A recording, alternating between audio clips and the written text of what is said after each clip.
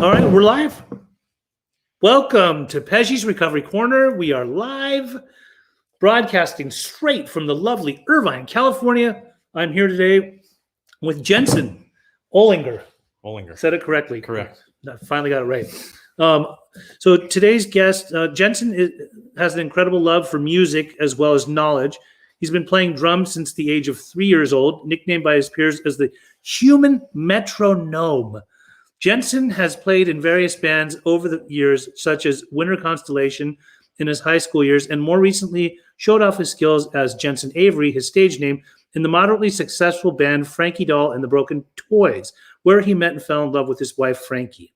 Jenson has had his music featured in a recent movie called Captured, released in 2020, which can be found on Amazon Prime. Although Jenson will be modest about most of his musical prowess, he is one of the most talented drummers to walk this earth.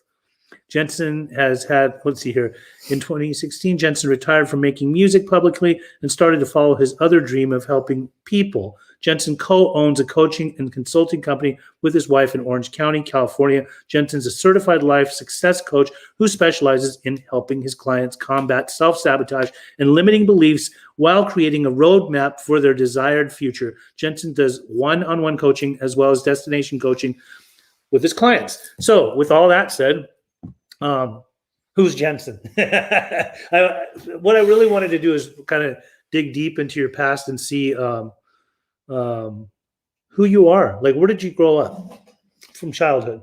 So I grew up in Laguna Niguel in Orange County. All right. So I'm born here, raised here, never left. Well, kind of left here, but not really. What do you Been here mean? my whole life. Where did you go? I moved to Vegas for like, I don't know, almost the better part of a year. Okay. Which was, yeah. Growing up in Orange County, did you go to a regular public school? Mm-hmm. What school? I went to high school. Yes. Cabo Valley High School. And how were your grades? They're awful. Awful? Yeah. Like C at the best. Okay, like me. Well, it depended. Like, what was your favorite subject? So music. Uh-huh. Because obviously, like it was said, that's Musician. a big part of my life. So yeah. Music, outstanding. Mm-hmm. Art, outstanding. Okay. Photography, outstanding. Right. Any electives, outstanding. Right. A's, A+. But algebra, science, Everything English. else, regular academic classes, D, F, C at best. Okay. And when it came to playing music, when did you first start playing music?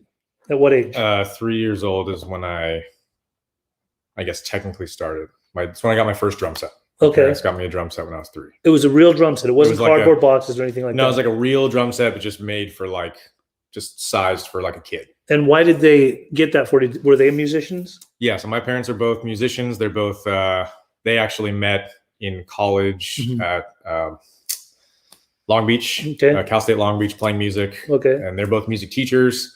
So growing up in those younger years, I would go to like the band stuff, the marching band stuff, and I would always tap on stuff. Like I'm just constantly tapping on stuff. So my parents just They thought they saw it fit that you'd be playing. yeah, they were just like, we'll get him a drum set and see how it goes. And Okay.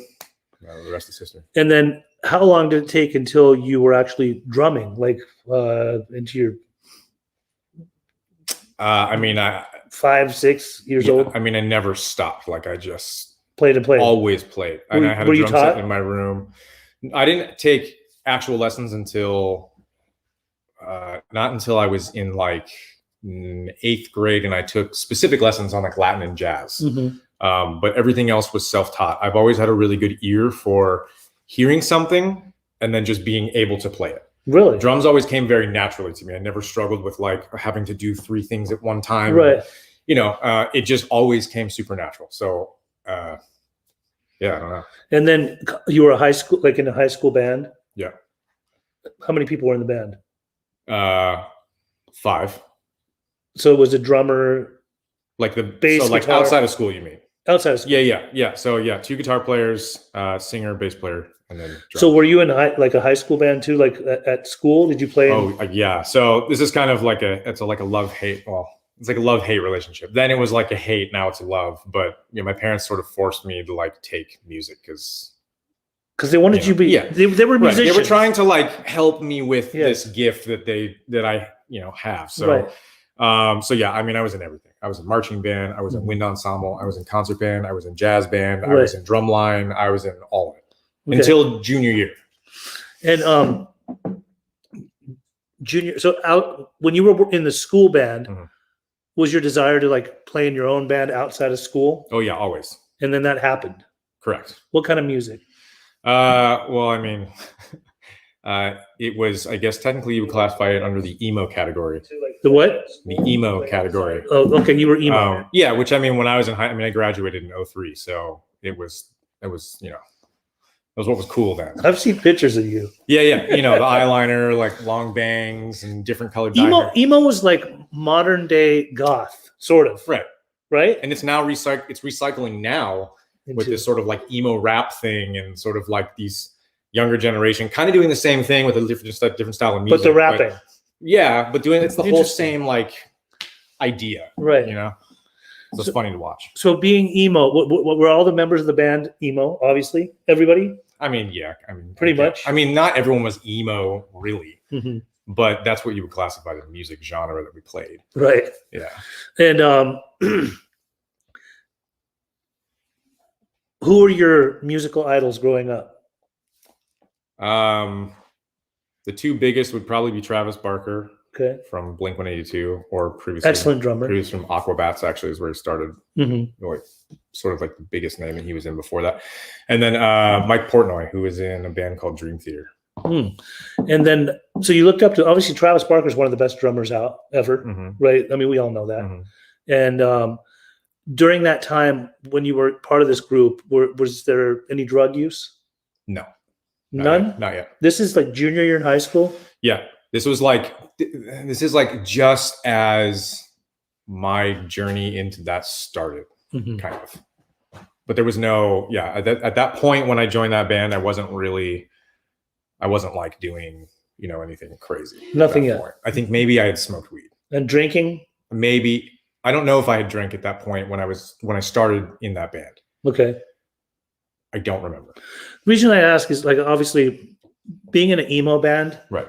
Emo is short for emotional, right? And so a lot of people get a lot of great musicians where they had a lot of stuff going on emotionally, you know, obviously like Kurt Cobain and things like that. There was the grunge scene and all that. Sure. So, but this hadn't yet happened to where you were getting into anything. When did you start getting into drugs? Yeah. So like the best way for me to put that is not that there wasn't a want or a need to. Yeah. It was that I was just still at the point where I hadn't done it yet because I was too scared. Okay. And that ties into my past and my parents told me about my past and growing up. And so like I had a very big fear around drugs and alcohol and even like sex, like everything. Like I was like just terrified. And that really kept me from doing anything. Right. Not that I didn't want to or that I didn't need to, but so that's kind of why it didn't happen, you know, sooner than later. But sorry, I forgot what your question was. Well, no. So how old are you now? Right. 35. You're 35 years old. Correct. So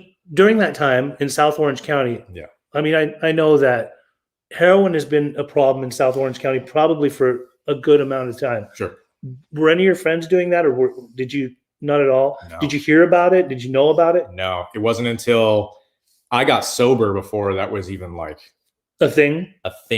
I had been sober a few years, and it was actually my younger brother's generation who that happened to. I found out my younger brother was using heroin, and I was like, "What?" But you never did. No, I was like, I didn't even know. Even at that point, I was like, I don't even know anyone that. I wouldn't even know where to get that, or anyone who uses that. To me, that was like the gnarly. Like that was like, oh, that's people on like Skid Row. Yeah, like, I don't know. I couldn't even imagine. We envisioned that as like the worst of the worst. Yeah, drugs, and now it's just like it's the norm. It's weird, the norm. But, so no, I never did it. I never knew anyone who was doing it. So when did you start using? Like how old? Senior year? So I started drinking somewhere like at the end of age 17, like almost 18. Okay. But I didn't start using hard drugs until like a year or two after that. Okay, so that was about a year after that. Probably. Like 1920. Yeah, 1920 is when I got into like. When you say hard drugs, what did you start using? Started with cocaine, and then purely cocaine. Living at this dude's house, playing music, and he was giving me cocaine for free every day. And then we were coming down one day, didn't have anything, and then someone had meth. Right. I didn't let into the meth use, and then it was just purely meth. Yeah, meth was huge during that time, and still is. And I knew a lot of people that were doing that at that for time. sure. South Orange County was just meth. Yeah, lots of meth. So yeah, but that's about it. Mm-hmm. Those were the two main. Those were the heavy drugs. Mm-hmm. And then you got sober at how old? 22. Why'd you get sober? That's pretty awesome to get sober that young. Yeah, I mean, it was, like it wasn't like a plan. I had reached a point where I just was like tired of at the time that I got sober, I had already stopped using drugs. Right. Maybe every once in a while I would like someone have a pill and I'd take it right. But I wasn't doing that other stuff at that point. Right. So I got sober mainly from just drinking. But I just woke up one day and I was like, I can't wake up another morning feeling the way I feel, not just physically, but like emotionally. Mm-hmm. Seeing not my wife at the time, but girlfriend. She was my girlfriend at the time. Okay. Being like, this is it. I can't do this anymore. Right. It was a culmination of so many things that I just was like, I'm done. I don't know how this is going to pan out. Right. But I can't envision myself going any further. Right. So when you say she was your girlfriend at the time, right? She was in a whole different band? No. So we were in a band together at this point. Okay. Yeah. So when I first met her, she was doing Frankie Doll and the Broken Toys. Okay. But she was kind of doing a solo thing, and that's what she hired me. There's a whole backstory to this. Right. I got hired to play drums for her solo project. Mm-hmm. And that's how we first met when I was 19. Okay. And I had a girlfriend. She had a boyfriend at the time. Mm-hmm. And then our paths split.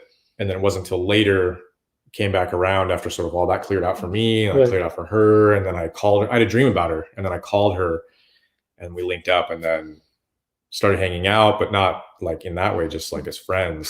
Started playing in the band and then it just turned into a relationship. It just turned into a thing.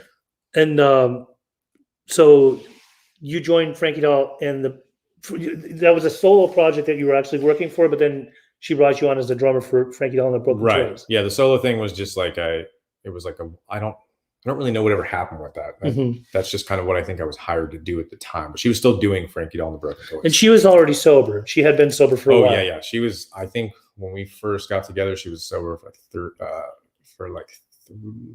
15 years. So you guys coming together during this second, where you reunited as friends with, and then became a relationship, you getting sober had nothing to do with her sobriety. That's not entirely true. Okay, then tell me. Because I don't know that I would have gotten sober had I not had sort of that sober influence around me. Okay. Or had I not known that that was even a thing. Mm-hmm. Or that was possible, right? Or because it really prior to getting sober, or prior to meeting Frankie and meeting a lot of other people who were also sober in the program, right? I didn't know what alcoholism was, right? Or looked like, or drug addiction, or sobriety. I didn't know anything about that, right? My definition of sobriety, or my definition of alcoholic, was bum under the bridge, right? That's if you weren't that, then you're not an alcoholic. Thing we think of an alcoholic. So I just thought I did what everyone else did because I surrounded myself with other people who partied, right? So really, I think that by her leading by example, she was a good example, and there was obviously 100%. Other people around her too, Wolfie, right? Yes, I think he was around during that time too, right? There was a bunch of people I know. This is when I first met Frankie, which was probably, when did you guys first start dating? What year was that? Oh no, I don't know. You don't know? I don't know. When did you get married? 14 years ago. Because I'm sober 14 years. Yeah, so that was that's right around when we got together. Uh-huh. Almost 14 years. I'm 14 in June. Yeah. When I first saw her, there was a circle of people around her that had a substantial amount of sobriety time. Yeah. So it was this was really cool to see that she was doing the deal, and Wolfie was there for sure. I remember him, and also my friend Jeremy Jackson that had gotten sober a few years before. So there was in South Orange County, or in Orange County, there was people that had a good amount of time sober. So yeah, you're right. She was a good influence for sure. Well, and also being in the band, she surrounded herself with a lot of other sober musicians, right, who were in some big name bands at the time, right? so like I kind of like had people to look up to in the sobriety field Right. as like people who were in this realm that I was existing in who weren't doing the norm Right. and the typical like, oh, just get wasted and do whatever and play a show. Mm-hmm. So I think there was a lot of things that she introduced me to without introducing me to it, Right. that really led me ultimately to knowing a lot more about kind of what sobriety was. So it was an easier path for me to. And did you guys tour together? So I never actually went on tour with that band. Before I met her, they did like a full European tour and all this other stuff. Right. Or actually, I think that wasn't even Frankie on the Broken Toys. That was a band that she was in prior to that. Right. So no, we never really did like a full tour, unfortunately. Yeah. Yeah, I was going to ask if you guys were on tour, like being out there as sober people, but it doesn't matter. I mean, you weren't on tour. Yeah. So, and then obviously, both of you have worked in different, music was put aside, right? Like you stopped playing. Do you still have drums? I do. Do you play them? I do. I have an electronic kit, like a really nice one in my garage that I play. Nice. Yeah, but I actually have a drum set in one of my sober livings, but I don't, somebody gave it to me. Yeah, I would love to play. It's not super practical to like Right. have set up in your house. I mean, I did as a kid. Luckily, my neighbors were super awesome, so I played in my room every single day, like my whole life growing up. Right. But now just having a nice electronic kit is great. Yeah, control my garage. No one control can hear the it. sound. So I don't have my regular drum set up anymore. They've been just collecting dust. Right. When you did come into the path of recovery, usually we don't talk about like what organization we're part of, but obviously, Sure. I know in Orange County there's a very strong community of people that are sober, especially young people, and you got sober super young.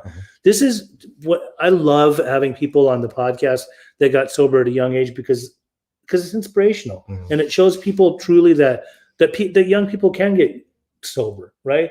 I think it's obviously growing up, like I followed a lot of trends. I wanted to see like what the latest craze was, whether it was clothing style, fashion, things like that, and then like drugs. Like when I got into drugs, like I didn't think I was going to become a full blown tweaker, a heroin addict, or even a cocaine user. I thought we're just smoking weed and have a little bit of fun. Right. But as you mentioned before, like right now, especially not just in South Orange County, I think in every single state in our country, there are kids that are in their eyes recreationally doing heroin, which now has transferred into straight up fentanyl. So we have a lot of people that die around us. Right. And like you and Frankie and all of the people that are in that community, because I've loved joining the community that you're part of. But you guys are like, and in my eyes, people that people look up to, really. And like over the years, I know that Frankie's done extensive work to be a coach, but also to be like, an innovator, like a person that's a visionary, that speaks. She's a spiritual teacher, straight up. And like, I got to know you in the last few years in being in those circles and seeing, like, when I hear you speak, I'm like, this guy's like, he's like an old soul. Like, seriously, like, you're smart. Like, when I think to myself, like, both of us, we grew up in Orange County, went to high school. I was like a 1.8 grade point average, but really, like, all of my talents were towards all the things I like to do. I was an artist, but like when I hear you talk, I'm like, he's got a lot of wisdom. Like, he knows what's up. And so, what happened that you guys started going into the direction of wanting to teach, wanting to coach? I mean, honestly, it was never my vision in the beginning. Yeah. I mean, that's not even like a thing I would have. It would probably never have crossed my mind. But after the band thing sort of ended, and that just kind of ended because people were just, we got older and people were getting married and living their lives, and we just never really hit we were always so close. Right. We never really just made it over the mountaintop. So, so it was kind of just like, all right, so that's just not the end all be all. Right. And Frankie, I think Frankie always knew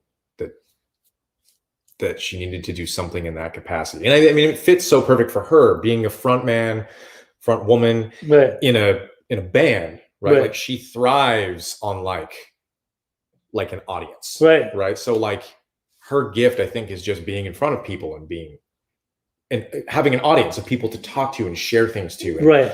So for her, that was an easy transition. Right. For me, I tried a lot of different things before that. I was like, I'm going to start a clothing company. I'm going to be a personal trainer. I did that for a while. I'm going to, whatever. I just was like kind of floundering for a while. Right. Trying to find your niche, like see what works for you. Right. Because I just really didn't know. I was spending a lot of time trying to define what it is that like I was meant to do. Mm-hmm.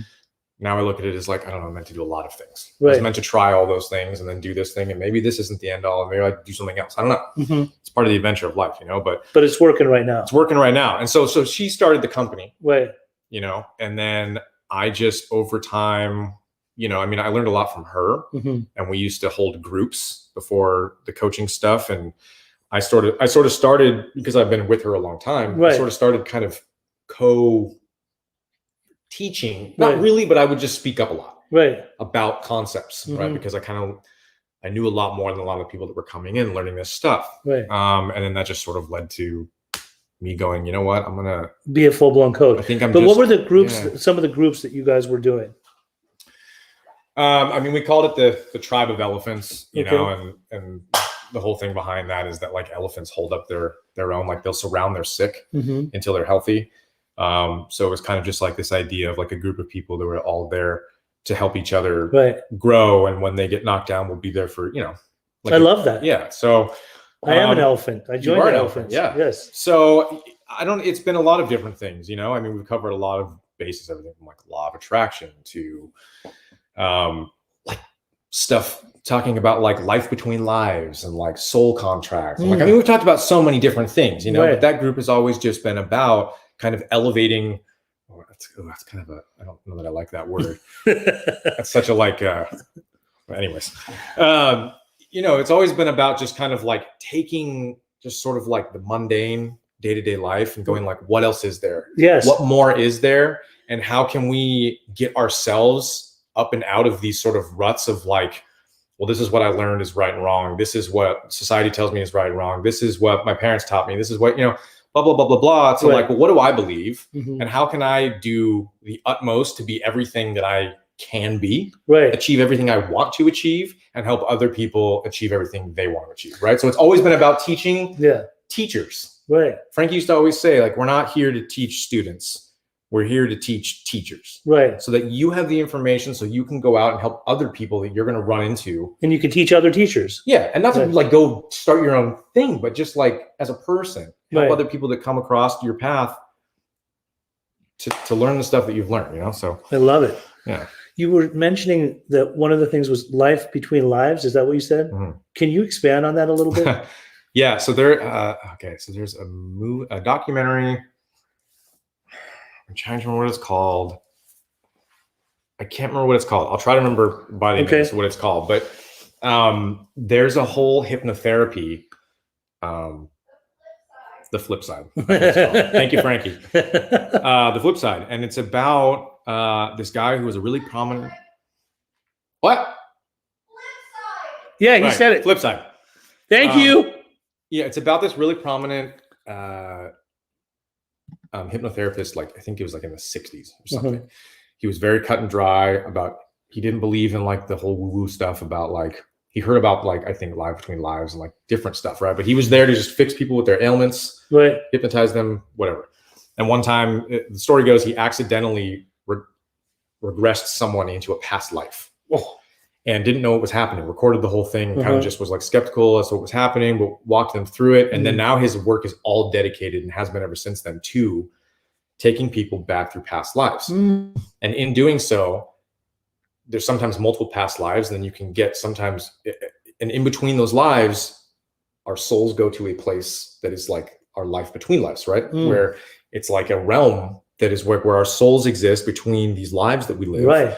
Where we have soul groups. Wow. Right? With people that maybe me and you have a soul contract, and we come down together and live lives, and we make a contract. Sometimes it's to hurt you, for you to learn something. Sometimes you hurt me, for me to learn something. You might be my friend in this one. You might be my father in the next one. Who knows? Wow. Right. So this is whole like idea, and he hypnotized people, and they all had the same experience. They all said the same thing without any like lead into it or anything. They all experienced sort of like this light, some sort of guide coming to them, whether that was an angel to them or spirit guide or Mhm. whatever, and then Right. they would lead them through their lives. They would see their whole life before what they experienced, learn what they learned for their soul, and Mhm. then meet with their soul groups.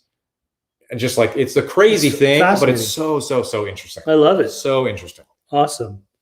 Um, so when you say, obviously, when Frankie presents, Yeah. are you an introvert, I or do you fluctuate between? fluctuate. I think it just depends on I just think it depends on my audience. Right. I don't know. I think it depends on where I'm at. I think it's safe to say that like drummers typically, like they thrive in the back. Yeah, they're in the. Like I'm in the back and I'm like, I want people to know I'm there. Yeah. But like, But don't talk. I'm in my space. Yeah, let me just I'm in be that back drummer here. space. Yeah, like I've that. never been like the person who wants to be out in front. Right. I'm not. So I don't know that I'm definitely not introverted, but I'm not the extreme opposite. I'm not like, put me out in front. I want to go talk to everyone. Yes. I'm kind of in between. Since you've gotten sober, and you've been sober how many years now? I just took 13. 13 years. What's like the joy of your sobriety? Like, what makes you thrive in your sobriety? What makes you happy? I mean, I feel like this is kind of the cliche answer, but Give a cliche answer. Helping other people. Helping other people. Like it didn't used to be that. It wasn't that for a long time. In the beginning of your sobriety, Yeah. wasn't? I mean, even probably to the mid of my sobriety, it wasn't that. Why for a wasn't long it time. that? I think it wasn't that because I didn't fully dive into this program 100% when I got sober.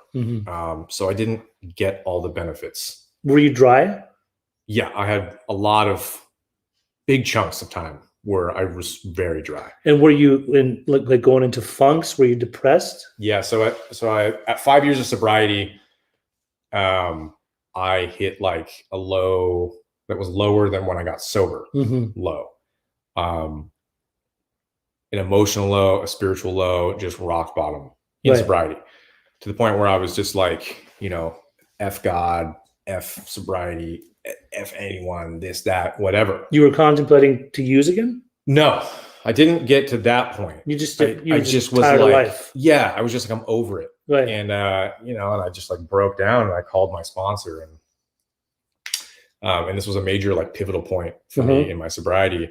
I talked to my sponsor and for whatever reason, during whatever we talked about, because I don't really remember, at the end of it, he said, this is not something that you have to do. No one has to be sober. No one has to, have a sponsor or work steps or do whatever. Yeah.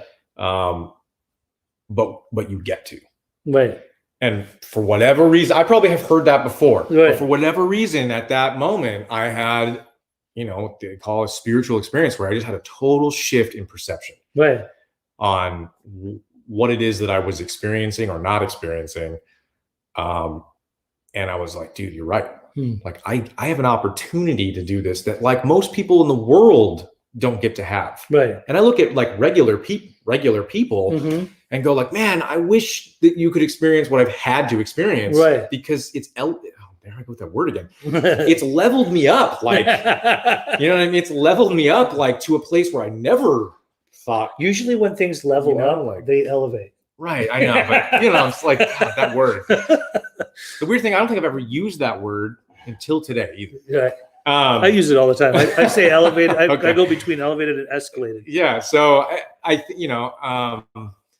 so yeah, I was dry. I didn't do a lot in the beginning, and it wasn't until I really dove in and looked at this as like, I get to do this, and I have the opportunity to be uniquely qualified to help other people who go through the same thing that I have been through. And I need to show up for those people. Right. I need to be there for those people. Also because selfishly it helps me. Right. So I mean, it's a win-win.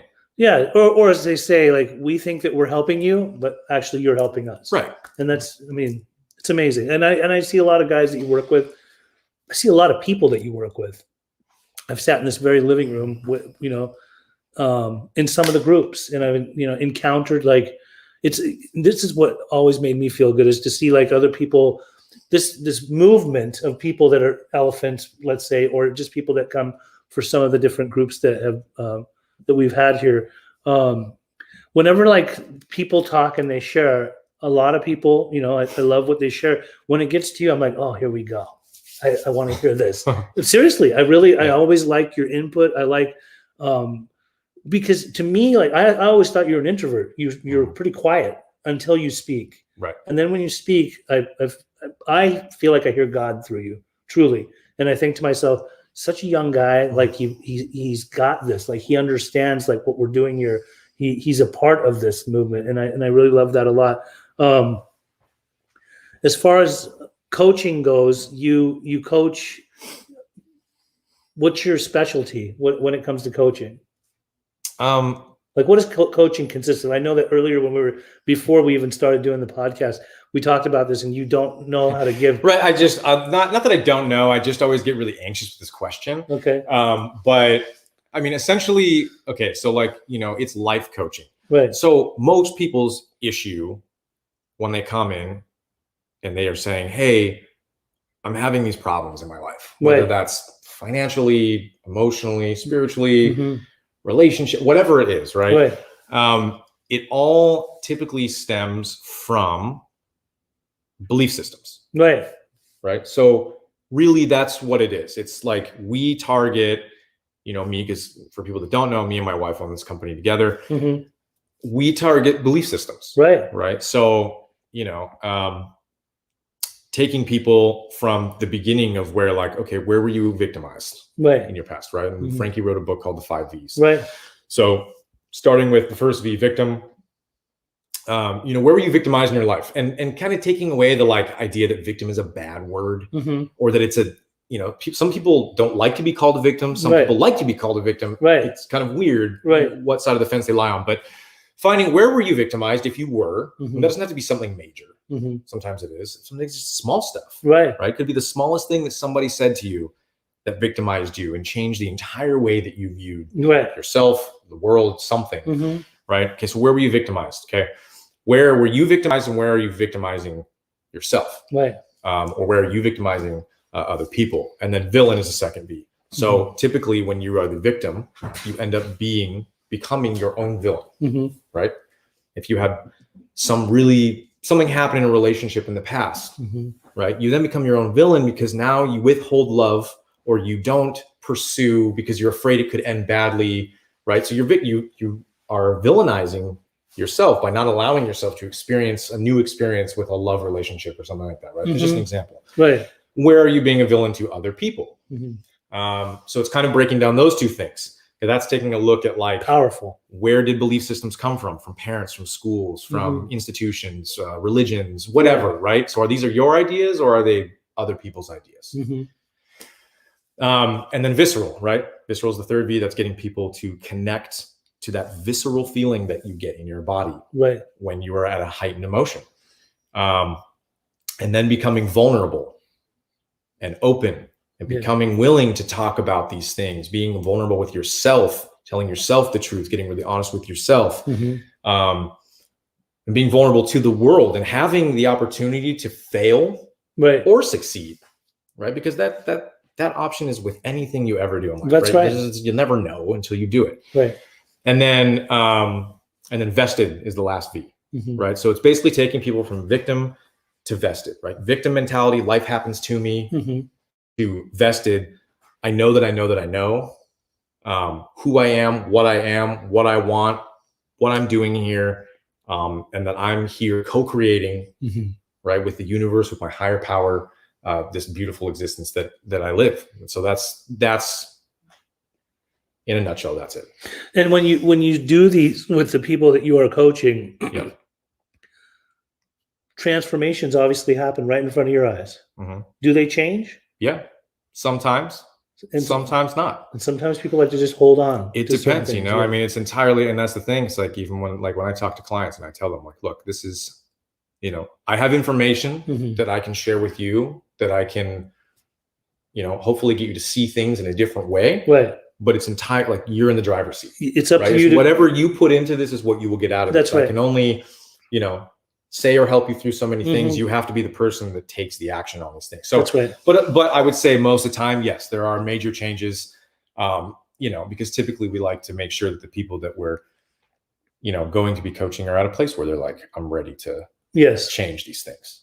I understand that. I understand that. So Frankie has the book, The 5 Vs, and I know that she's currently working on 3 other books. Were you ever thinking of writing a book? No. I mean, I thought about it and I was like, I can't even I wouldn't. No, I don't. No, it's not a plan. Okay. At this point. All right. But a lot of things were never plans that are happening now. So who knows in the future, but I just can't see myself writing a book. I'm just not really, I don't think I'm gifted in that way. I think you are. As a matter of fact, I don't think you are. I know you are. I'm open to it. Yeah. But at this point, there's no plan to do it. Okay. Yeah. I could see something coming one day. Who knows? All right. Well, it was good to have you on the corner. Yeah. I usually say welcome to the corner, but I'm at your corner today. True.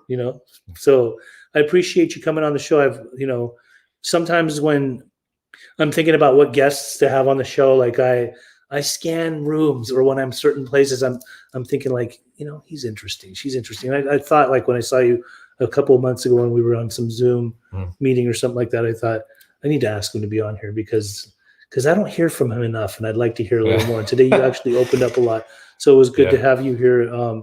And I appreciate you, and I love you very much. Do you have anything else you want to say?